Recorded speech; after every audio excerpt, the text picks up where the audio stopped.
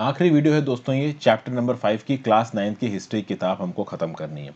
The borders और close से हम लोग शुरू कर रहे हैं। किसके लिए बॉर्डर्स क्लोज कर दिए गए हैं? ये मसई पीपल के लिए बॉर्डर्स क्लोज कर दिए गए हैं और बहुत सी चीज़ों के बॉर्डर्स क्लोज कर दिए गए हैं। ना उनके हर्ड्स, ना उनके कैटल्स को ये लोग लैंड्स को चरने देंगे, ना ही ये वाइट लोग जहाँ पे रहते हैं उन इलाकों में एंट्री मार सकते हैं, ना ही ये लोग ट्रेड कर सकते हैं। हर चीज़ बंद कर दी गई थी इन मसई पीपल के लिए। तो देखिए, 19वीं शताब्दी में शुरुआत में जो अफ्रीकन पेस्टोरलिस्ट थे वो बहुत बड़े बड़े इलाके में जा सकते थे, बहुत लॉन्ग एक्सटेंशंस में जा सकते थे और अपनी हर्ड्स को चरवा सकते थे। लेकिन आप देखोगे कि भाई जब पास्चर्स किसी एक जगह पे एग्जॉस्ट हो जाते थे तो वो दूसरी जगह पे चले जाते थे अपने कैटल को चराने के लिए, और वो जो पुराने पास्चर्स थे वो रिक्यूपरेट हो जाते थे, रिकवर हो जाते थे। 19th सेंचुरी के लेटर पार्ट में, at the end of the 19th century, colonial government ने इनके ऊपर बहुत सारे रिस्ट्रिक्शंस लगाने शुरू कर दिए। तो अब जो मसई लोग थे और उनके जैसे और जो पेस्टोरल ग्रुप्स थे, उनको अब केवल उन्हीं इलाकों में रहना पड़ता था, उन्हीं इलाकों में अपने भेड़ बकरियों को चराना पड़ता था जिन इलाकों में उनको चराने की परमिशन मिलती थी। जो कॉलोनियलिस्ट थे उन्होंने अच्छी जगहों को अपने रिजर्व कर लिया था, अच्छे पेड़ों को, अच्छे फॉरेस्टों को जहाँ पे क्वालिटी ऑफ ट्रीज बेटर हैं उनको अपने रिजर्व कर लिया था, और इन चरवाहों को बेकार की जगहों पे फेंक सा दिया था। तो कहीं ना कहीं जिन जगहों पे, जिन जंगलों में ये चरवाहे अपनी भेड़ बकरियां चला सकते थे, वो जंगल की बाउंड्रीज कर दी गई कम। ठीक है, उनके लिमिट्स अब कर दी गई कम। अपनी लिमिट्स के बाहर वो आ नहीं सकते, और अगर वो अपने लिमिट्स के बाहर दूसरी जगहों पे जाना चाहते हैं तो उनको परमिट लेना पड़ेगा, एक प्रकार का लाइसेंस लेना पड़ेगा। और परमिट लेना उस समय की सोसाइटी में आसान था नहीं, इन लोगों को परमिट मिलते ही नहीं थे, और मिलते भी थे तो बहुत सारा एक्सप्लॉयटेशन, पैसा लूटना, नाना प्रकार का एक्सप्लॉयटेशन होता था इनका। बहुत ट्रबल, बहुत हैरेसमेंट, बहुत परेशानियां झेलनी पड़ती थी इन लोगों के लिए। और एक खास बात दोस्तों यह है कि इन लोगों को ये परेशानियां अपनी ही जमीन पे झेलनी पड़ रही हैं, क्योंकि जो कॉलोनियलिस्ट आए हैं वो बाहर के हैं, ये लोग तो यहाँ के इंडिजीनियस हैं ना, ये तो इनकी जमीनें थी और इनकी जमीनों से उनको उखाड़ के बाहर फेंका जा रहा था। तो ये जो पैस्टरलिस्ट थे, इनको उन मार्केट्स में घुसने की परमिशन नहीं थी जो कि वाइट एरियाज के अंदर आते थे। ये किसी भी प्रकार के ट्रेड में पार्टिसिपेट नहीं कर सकते थे। जो व्हाइट सेटलर्स थे, यूरोपियन कॉलोनिस्ट थे, उन्होंने पेस्टलिस्ट को कैसे देखा? डेंजरस और सैवेज। ये एक ऐसे पीपल हैं जो बड़े खतरनाक हैं, जो किसी को मार सकते हैं, इनके साथ किसी प्रकार का कॉन्टैक्ट नहीं रखना है। तो यूरोपियन पीपल ने इन पेस्टोरलिस्ट को, नोमैडिक पीपल को साइड कर दिया और कोशिश की इनसे किसी भी प्रकार का लिंक ना रखा जाए, बट एक्चुअली में पॉसिबल नहीं था, क्योंकि जो व्हाइट पीपल थे ये इन पेस्टोरलिस्ट के ऊपर बहुत सारी चीज़ों पे डिपेंडेंट थे। जैसे माइनिंग्स में माइनिंग करवानी है, रोड्स बनवानी है, टाउन्स बनवानी है, तो उसके लिए लेबर चाहिए ना। अब या तो आप लेबर किसी दूसरी कंट्री से उठा के लाओ, इंडिया जैसी कंट्री से भर भर के लेके आओ, या फिर आप वहाँ के लोकल पीपल को हायर करो। तो इन अंग्रेजों को लगा कि बाहर से लेबर लाने से अच्छा है कि यहीं के पीपल को हायर कर लो, सस्ता पड़ेगा। तो पूरी तरीके से अंग्रेज इनको सेग्रीगेट नहीं कर पाए।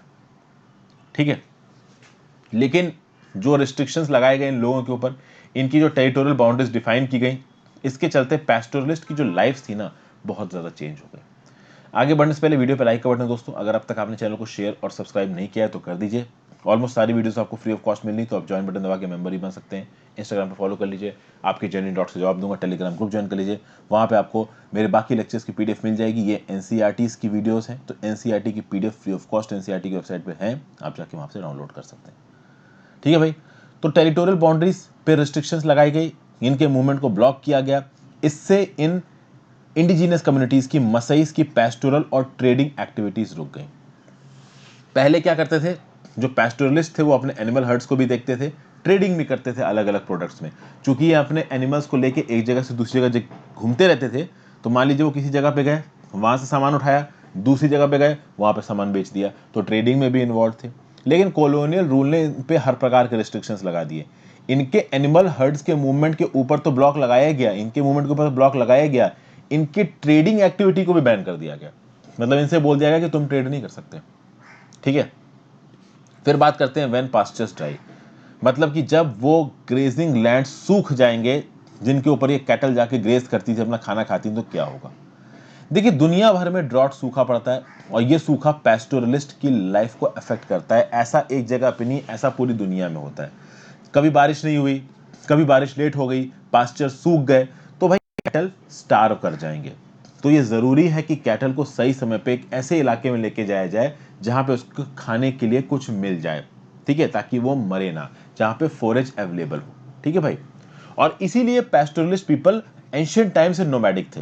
इनको पता था कि भाई कहीं पे किसी भी समय पे सूखा आ सकता था, so they were constantly on the move.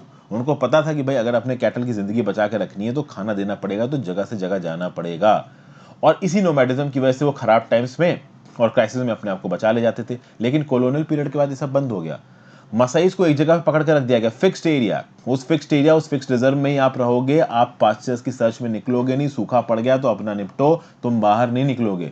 बाहर निकलोगे तो तुमको सजा मिलेगी। पहली बात तो इनके बेस्ट ग्रेजिंग लैंड्स को छीन के वहां पे साइंटिफिक फॉरेस्ट्री शुरू कर दी, वहां पे कल्टीवेशन शुरू कर दिया, एग्रीकल्चर शुरू कर दिया। बेकार से ग्रेजिंग लैंड्स उनको पकड़ा दिए, सेमी एरिड ट्रैक्ट उनको पकड़ा दिए, वहां पे वैसे ही ड्रॉट आते थे।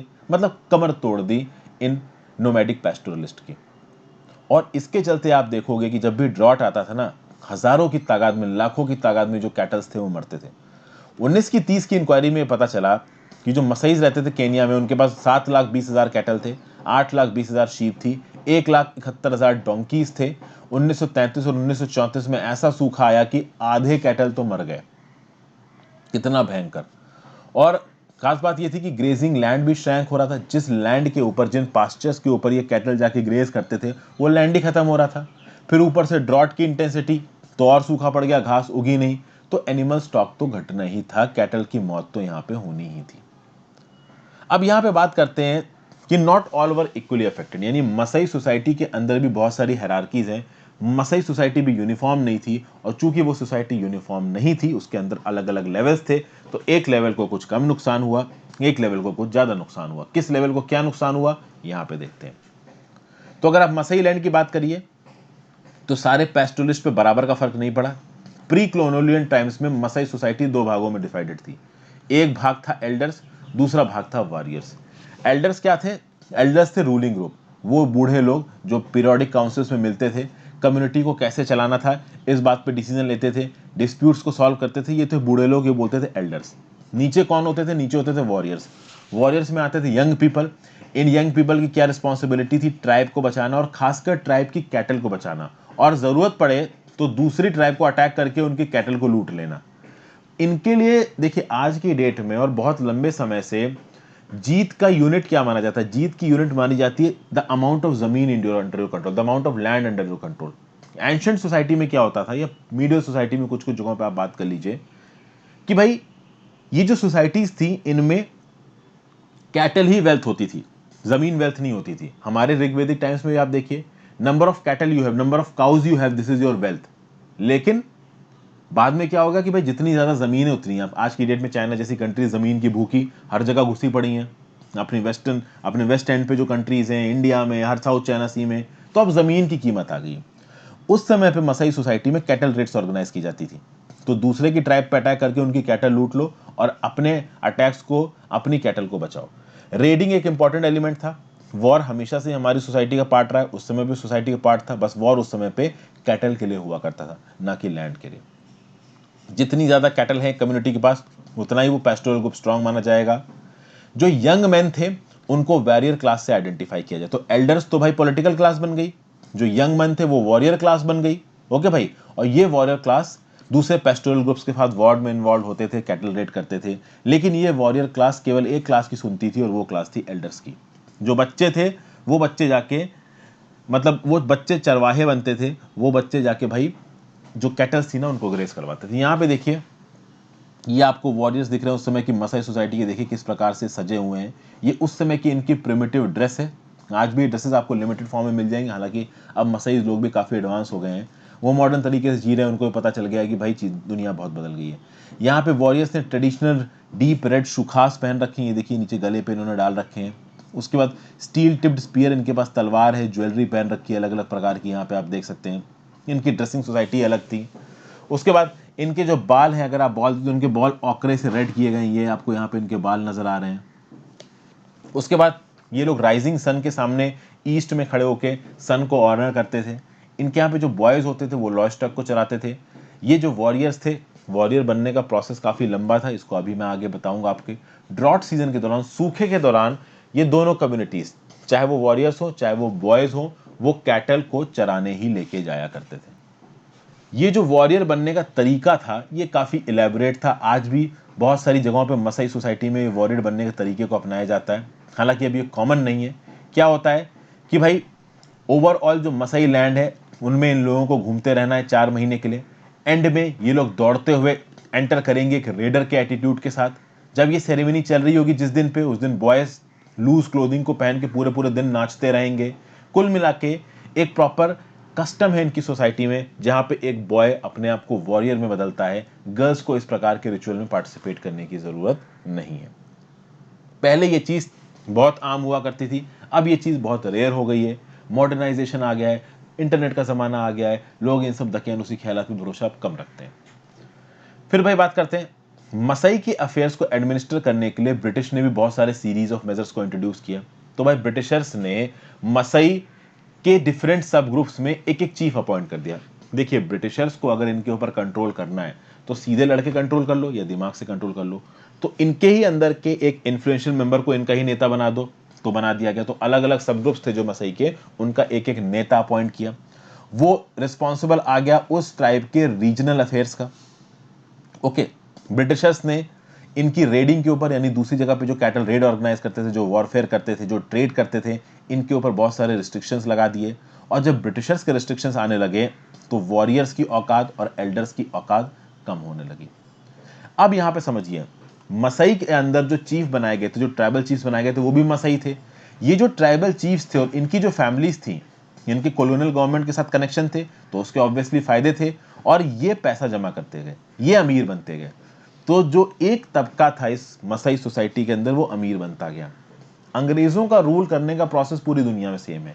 इंडिया में इस तबके को जमींदार बोला जाता था, जो कि गांव के इलाके में राज करता, जमींदार, जोतेदार, मनी लेंडर्स। उसी प्रकार से यहाँ पे मसई के अंदर ट्राइबल चीफ बनाए गए। इनके पास रेगुलर इनकम आती थी, ये एनिमल्स, गोड्स, लैंड सब कुछ खरीद सकते थे। ये आसपास के लोगों को पैसा उधार पे देते थे। ओके भाई, जिनको टैक्सेस देने के लिए पैसा चाहिए, उस पैसे के ऊपर ये हाई इंटरेस्ट लगाते थे, तो ये खूब पैसा कमाते थे। धीरे धीरे ये जो चीफ्स थे मसई के, ये शहरों में रहने लगे, ट्रेड में इन्वॉल्व होने लगे। इनके वाइफ और चिल्ड्रन गांव में रह के एनिमल्स को देखते थे। इन चीफ्स ने वॉर और ड्रॉट के दौरान अपने आप को संभाल लिया। इनके पास पेस्टोरल इनकम थी, इनके पास नॉन पेस्टोरल इनकम थी, इनके पास हर प्रकार की इनकम थी। ये अपने आप को संभाल ले गए। हालत किसकी खराब हो गई? हालत उस गरीब मसई तबके की खराब हो गई जिसके पास सिर्फ एक जरिया था कमाने का, वो था पेस्टोरलिस्ट जरिया। वो केवल अपने पैस्चर्स को चरा के, उनके स्किन, उनके मीट, उनके डेयरी प्रोडक्ट्स को बेच के, उसको खा के वो जिंदा थे। लेकिन जब पेस्टोरलिस्ट धंधा बंद हुआ, उनका लाइव स्टॉक मर गए, उनके पास कुछ भी नहीं बचा, बहुत गंदा समय आया। वॉर और फेमिन के समय पे अगर ड्रॉट आ जाए, इनके पास भाई कुछ भी नहीं बचता था। कुछ लोग तो बड़े बड़े आसपास के टाउन्स में जाके छोटा मोटा काम करने लगते थे, जैसे चारकोल बर्नर का काम करने लगना, किसी के घर पे जाके नौकरी करने लगना। इस प्रकार की ऑड जॉब्स करके लोग नौकरियां ढूंढते थे। कुछ लोगों को अगर रोड या बिल्डिंग कंस्ट्रक्शन में नौकरी मिल गई तो वहां करके अपना जीवन यापन कर लेते थे। तो जो सोशल चेंजेस होंगे ना मसई सोसाइटी पे, वो दो लेवल्स पे होंगे। पहला लेवल क्या है कि जो ट्रेडिशनल मसई सोसाइटी थी, वहां पे एक डिफरेंस था। किसमें? एज के बेसिस पे डिफरेंस था। एल्डर्स और वॉरियर्स के बीच में डिफरेंस था। मैंने आपको बताया था ना कि सोसाइटी में मेन दो तबके थे। एक तो एल्डर तबका था, वो ऊपर बैठ के पॉलिसीज डिसाइड करता था। नीचे एक वॉरियर तबका था जो कि अपने कैटल को बचाता था, अपने ट्राइब को बचाता था, दूसरे कैटल रेड्स करता था, दूसरे ट्राइब्स की कैटल्स पे कब्जा करता था। तो ये जो एल्डर्स और वॉरियर्स थे, इनकी औकात कम हुई, इनके बीच का डिफरेंस होना कम हुआ। खासकर एल्डर्स और वॉरियर्स की औकात कम होने लगी, जो कि ब्रिटिशर्स की औकात बढ़ रही थी। दूसरा, एज के बेसिस पे, तो बड़े लोग, छोटे लोग, निचले लोग, इनके बीच में जो एज डिफरेंस था, जो सोशल प्रैक्टिसेस थे, जो कस्टम्स थे, वो टूटने लगे। और फाइनली वेल्दी और पुअर। अब आप देखोगे कि मसई सोसाइटी के अंदर एक तबका ऐसा उठ रहा होगा जो कि बहुत ज्यादा अमीर होगा, और उसी सोसाइटी के अंदर एक तबका ऐसा होगा जो बहुत ही ज्यादा गरीब होगा। तो इनइक्वालिटीज मसई सोसाइटी इंडिजिनस ट्राइब्स तक में पहुंच गई। जबकि ट्राइबल सोसाइटी एक ऐसी सोसाइटी होती है जहां पे बहुत इक्वालिटी होती है, वहां पे इनइक्वालिटी इतनी ज्यादा नहीं होती है। ब्रिटिशर्स की एक्सप्लॉयटेशन पॉलिसी ने इन ट्राइब्स के अंदर भी इनइक्वालिटी को उस लेवल पे पहुंचा दिया। अगर कंक्लूजन की बात करें तो भाई दुनिया भर की पास्टोरल कम्युनिटीज अलग अलग जगहों पे अलग अलग तरीके से मॉडर्न वर्ल्ड के आफ्टर इफेक्ट्स के चलते अफेक्ट हुई है। नए प्रकार के लॉज जो कि कॉलोनिस्ट ने बनाए, नए प्रकार की पॉलिटिकल बाउंड्रीज, इससे इन पास्टोरलिस्ट के मूवमेंट्स पे रिस्ट्रिक्शन आया। इनके हर्ड्स के लिए नए पास्चर्स नहीं मिले। जो पास्चर लैंड से वो जल्दी जल्दी डिसअपियर करने लगे, वो इन्वायरमेंट लैंड डिग्रेडेशन की वजह से बोल लीजिए, इन्वायरमेंटल चेंज ग्लोबल वार्मिंग की वजह से बोल लीजिए, एक्सेसिव ग्रेजिंग की वजह से बोल लीजिए, किसी भी वजह से बोल लीजिए। और अगर इन सब क्राइसिस के बीच में कोई वॉर आ जाए और एक ड्रॉट आ जाए तो भैया बड़े नंबर्स में कैटल मरते थे। तो भाई यहाँ पे पैस्टोरलिस्ट को समझ में आया कि भाई अपने ट्रेडिशनल एंशिएंट ऑक्यूपेशन पे पूरी तरीके से अगर डिपेंडेंट रहे तो कहीं के नहीं रहेंगे। तो इन्होंने अपने एनुअल मूवमेंट के पाथ को बदला, नए लैंड ढूंढने की कोशिश की, अपने कैटल के नंबर्स को बदला, क्योंकि उनको पता था कि इसको भाई हम लोग नहीं हैंडल कर पाएंगे। फिर भाई ये डिमांड करने लगे कि हमें नए इलाकों में घुसने की परमिशन दी जाए। गवर्नमेंट के ऊपर इन्होंने पॉलिटिकल प्रेशर डाला। कहीं ना कहीं गवर्नमेंट को भी समझ में आया कि भाई थोड़ा बहुत तो इनको देना ही पड़ेगा। ये एंशिएंट टाइम से इस फॉरेस्ट में रह रहे हैं, ये नेचुरल रिसोर्सेज हमेशा से इनके थे, हम तो आउटसाइडर्स थे, तो थोड़ा बहुत तो इनको राइट्स देना ही पड़ेगा। दुनिया भर में इनको राइट्स दिए भी गए हैं। पैस्टोरलिस्ट की बात करिए तो पैस्टोरलिस्ट आज भी एग्जिस्ट करते हैं। ऐसा नहीं है कि पास्ट के साथ पैस्टोरलिस्ट खत्म हो गए। मॉडर्न वर्ल्ड में भी इनकी एग्जिस्टेंस है। और कहीं ना कहीं आज की डेट में इन्वायरमेंटलिस्ट, इकोनॉमिस्ट और जो गवर्नमेंट रिप्रेजेंटेटिव्स हैं, पॉलिटिशियंस हैं, वो ये समझ सकते हैं कि जो पैस्टोरल नोमेडिज्म है ये एक वे ऑफ लाइफ है और इस वे ऑफ लाइफ को खत्म कर देना ये सही नहीं है। और खास बात ये एक सस्टेनेबल वे ऑफ लाइफ है। अगर आप शिफ्टिंग कल्टीवेशन को थोड़ा बहुत मैनेज कर लो तो ओवरऑल नोमैडिक पैस्टोरलिज्म से इकोलॉजी को कोई नुकसान नहीं है और कहीं ना कहीं ट्रेड करके ये ओवरऑल सोसाइटी की मदद ही करते हैं। ओके, यहाँ पे आपको एक रायका दिख रहा है जो कि अपने शेफर्ड्स को लेके जयपुर हाईवे पे जा रहा है। अक्सर अगर आपने देखा होगा, अगर आप किसी एक स्टेट से दूसरे स्टेट में जा रहे हो तो सामने गाय के झुंड आ जाते हैं। माउंटेन्स में ये सब चीज़ें बहुत देखने को मिलती हैं। तो नोमैडिक पैस्टोरलिज्म के बारे में काफ़ी कुछ हमने सीखा है इस चैप्टर में। Thank you for watching friends. NCERT class 9 यहाँ पे खत्म हो गई है। जल्द ही आगे की वीडियोज़ में आपके साथ मिलूंगा। Thank you for watching, have a great.